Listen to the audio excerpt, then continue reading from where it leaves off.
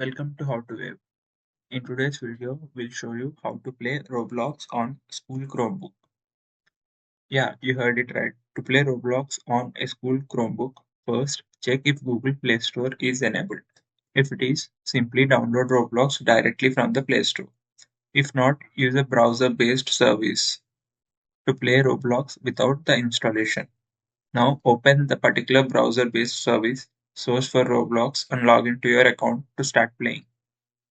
If necessary, you can also follow the other methods, which I'm not going to display in this video, but yeah, you can surely reach out in the comments or also you can reach out to the Roblox support team. Ensure you follow your school's policies when accessing these apps. Make sure you do not cross any limits and follow each of the terms and conditions. That's it. I'll also display the steps on the screen. Make sure you follow each one of them.